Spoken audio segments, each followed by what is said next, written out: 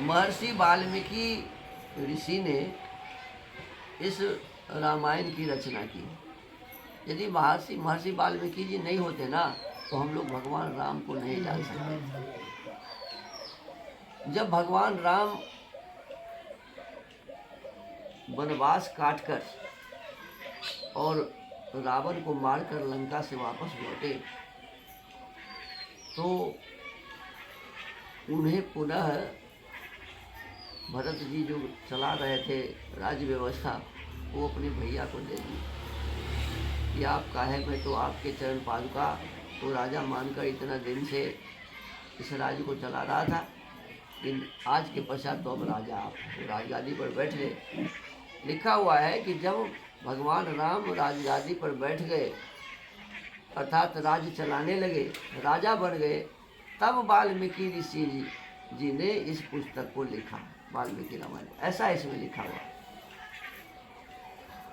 ये बालकांड के चौथे सर्ग का पहला श्लोक यही है कि देखिए इसमें साफ साफ लिखा हुआ है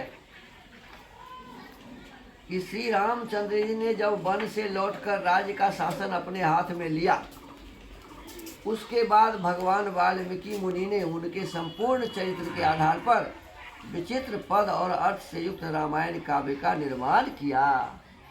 भगवान राम जब बैठ गए राजगादी पर तब इसका निर्माण हुआ। ये वाल्मीकि रामायण में चौथे सर्ग बालकांड के चौथे सर्ग का पहला श्लोक है।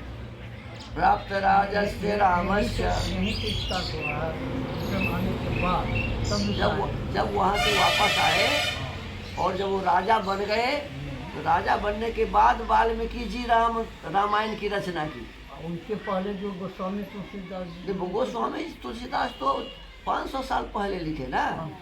ये तो जब अकबर राजा थे उस समय वाल्मीकि तुलसीदास जी थे ना। ये तो रामचरितमानस 500 साल का है। ये जब भगवान राम राजा थे 9 लाख वर्ष पहले की बात है, उस समय ये लिखा गया वाल्मीकि रामायण। तो कहते हैं कि जब राजा बन गए तो नारद जी से पूछकर कि कौन अच्छा आदमी है तो उन्होंने बताया कि राम अच्छे आदमी है। तो राम के चरित्र को उन्होंने रामायण के रूप में लिखा। ये आज 9 लाख वर्ष इस बात के हो गए। तो उसी क्रम में अभी हम लोग स्वाध्याय कर रहे हैं। बालकांड के 13वें सर्ग का स्वाध्याय अभी हमारा चल रहा है। तो इसमें बताया गया है कि जब राजा दशरथ पुत्र प्राप्ति के लिए यज्ञ करने की इच्छा की, अपने सभी लोगों को बुला करके, जितने विद्वान थे सबको बुला करके उन्होंने कहा कि मेरे मन में इच्छा बन रही है कि मैं अश्वमेध यज्ञ करूं और मुझे पुत्र प्राप्त हो। तो फिर उन्होंने ऋषि श्रेष्ठ को उनके पत्नी शांता सहित बुलाया और यज्ञ करने के लिए व्यवस्था बनाया। वशिष्ठ जी को बाहर दिया कि आप इसकी व्यवस्था पूरी बना लीजिए। और वशिष्ठ जी ने जितने भी लोग थे सबको काम बांट दिया कि आपको ये काम करना है, ये काम करना है।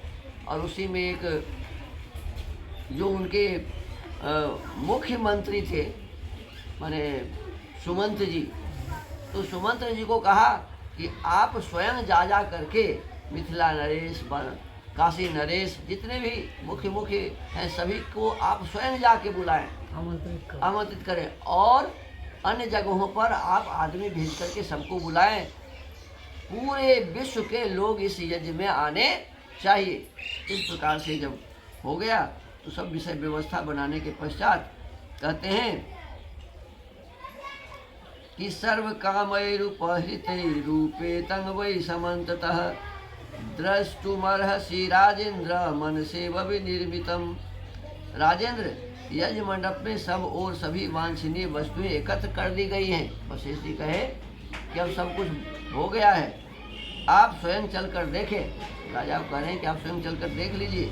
यह मंडप इतना शीघ्र तैयार किया गया है मानो मन के संकल्प से ही बन गया है। माने मन के संकल्प से बन गया, माने बहुत जल्दी काम हो गया। तथा वशिष्ठ वचना ऋषिशृंग से चुभयो दिवसी शुभ नक्षत्रे निर्यातो जगतिपति। मुनिवर वशिष्ठ तथा ऋषिशृंग दोनों के आदेश से शुभ नक्षत्र वाले दिन को राजा दशरथ यज्ञ के लिए राजभवन से निकले। अब जब ऋषिशृंग और वशिष्ठ देख लिए कि सभी तैयारी हो गई है, सब काम हो गया है, तो राजा दशरथ यज्ञ करने के लिए राजभवन से बाहर आए। ततो वशिष्ठ प्रमुखा सर्व एव द्विजोत्तमा ऋषिशृंगं पुरस्कृत्य यज्ञ कर्मारभं तथा तदा यज्ञवाटं गताः सर्वे यथा शास्त्रं यथा विधि श्रीमान च सह पत्नी भी राजा दीक्षा मुपाविशत। तत्पश्चात वशिष्ठ आदि सभी श्रेष्ठ द्विजों ने यज्ञ मंडप में जाकर ऋषि सिंह को आगे करके शास्त्रोक्त विधि के अनुसार यज्ञ कर्म का आरंभ किया। पत्नियों सहित श्रीमान अवध नरेश ने यज्ञ की दीक्षा ली। ने तीनों पत्नी कौशल्या, कैकेयी और सुमित्रा, तीनों पत्नियों सहित यज्ञ की दीक्षा उन्होंने ली। माने यज्ञ का प्रारंभ अब हम कर रहे हैं। जैसे अभी आपने व्रत लिया यज्ञ करने के लिए, हाथ में संकल्प किया ना, ये दीक्षा ले। हम जिस काम को करने जा रहे हैं उसका व्रत धारण कर लेना है ना, ये दीक्षा है। तो यज्ञ की दीक्षा लेकर अब यज्ञ प्रारंभ करेंगे। अब आगे चतुर्दश सर्ग प्रारंभ होगा बालकांड का। तो आज के इस वाल्मीकि रामायण के स्वाध्याय को ब्रह्म को यही विराम देते हैं। ओ